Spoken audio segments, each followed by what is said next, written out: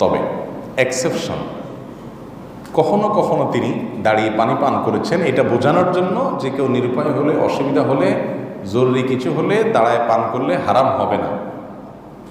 বুঝতে পেরেছেন? বসে পান করতে হবে নর্মাল অবস্থায়, বিশেষ কোনো পরিস্থিতিতে কারো ঠেকা হলে দাঁড়ায় পান করলে সেটা জায়েজ আছে। শুধু এটা বোঝানোর জন্য তিনি মাঝে মধ্যে দাঁড়ায় পান করেছেন। এরই অংশ হিসাবে এটাও প্রমাণিত যে জমজমের পানি তিনি দাঁড়িয়ে পান করেছেন। তো জমজমের পানি তিনি দাঁড়িয়ে পান করেছেন, এর মানে এই নয় যে দাঁড়িয়েই পান করতে হবে। তিনি তো অন্য পানিও দাঁড়িয়ে পান করেছেন, এর মানে কি অন্য পানির সাধারণ অবস্থা দাঁড়িয়ে পান করতে হয়? তো এটা যদি না হয় তাহলে জমজমের পানিও সাধারণত দাঁড়িয়ে পান করতে হবে এমনটি কিন্তু নয়।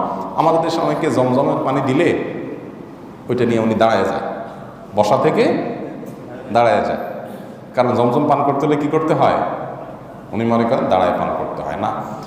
এরকম কোনো হাদিস নাই যে নবী করিম সাল্লাল্লাহু আলাইহি ওয়াসাল্লাম বসা থেকে দাঁড়ায় গেছে।